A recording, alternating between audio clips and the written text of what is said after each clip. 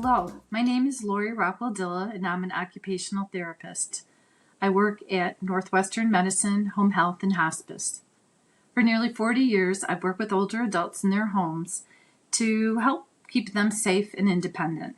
For the next few minutes, I'd like to share how you can stay safe and independent by providing some fall prevention information.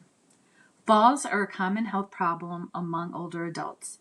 So common, in fact, that the first day of fall, or autumn, is designated as National Falls Prevention Awareness Day, which kicks off a week of activities across the nation to help educate people about falls and steps that they can take to minimize their chances of falling and getting injured.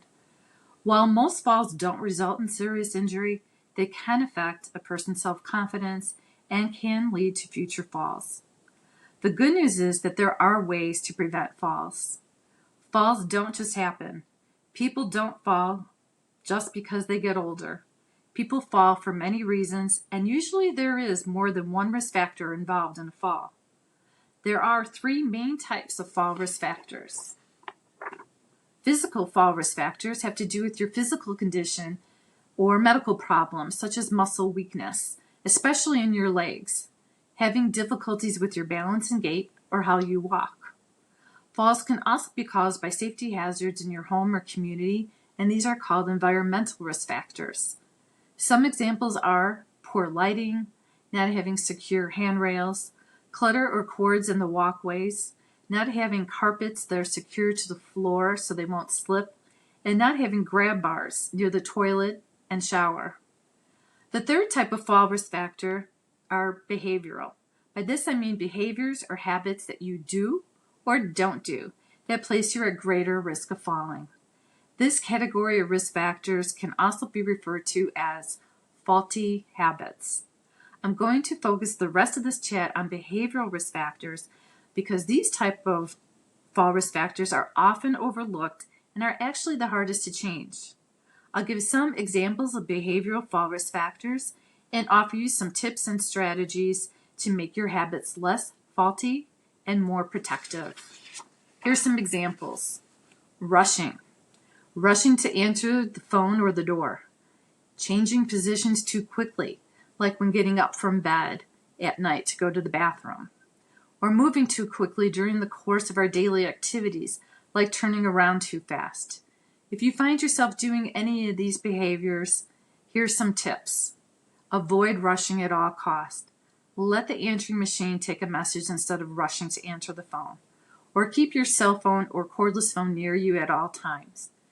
Having your cell phone on a lanyard keeps it easily in reach. Make sure you change positions slowly. Go from lying in bed to sitting on the edge of the bed and waiting a minute before standing up. Once standing, wait another minute before you take any steps. Changing positions slowly allows your blood to get to your brain and your extremities so you don't get dizzy and fall. Also, try to avoid making sharp or abrupt turns when walking so you don't lose your balance. Another example, not using an assistive device like a cane or walker when you've been advised to use one because of problems with balance or gait. Here's some tips. If you have been advised by your doctor or therapist to use a walker or cane, please use it for support. Make sure it is in good repair, that the rubber tips are not worn down, that it is fitted to your height. Oftentimes, people borrow devices from family, friends, or lending closets, but it's not properly adjusted for your height. Also, make sure you're using it correctly.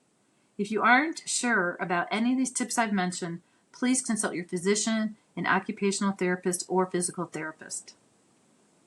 Another example, choosing to wear inappropriate footwear.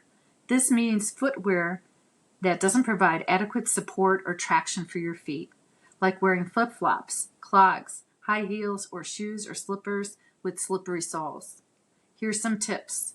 Please choose and wear shoes that surround your foot and your heel to provide support, that have low or no heels, and have a non-slip sole. While many people go barefoot or wear socks or stockings around their home, it is highly recommended that you wear appropriate footwear inside your home as well as outside your home. especially when you are transferring surface to surface and walking. The last behavioral issue related to falls that I want to discuss is fear of falling. People who have fallen may avoid doing daily tasks or enjoyable activities because they think this will help prevent another fall. However, restricting or decreasing activity levels can cause muscles to become weaker. You become deconditioned and actually increase the chance of falling. A class such as A Matter of Balance can help you overcome your fear of falling. This program, which consists of 8 2-hour classes, was designed to decrease fear of falling and increase activity levels. If you have questions or want to register for a Matter of Balance class, please see the contact information listed. Thank you for listening. I hope you found this information helpful so you can reduce your chances of falling and be able to do the activities that you need and want to do.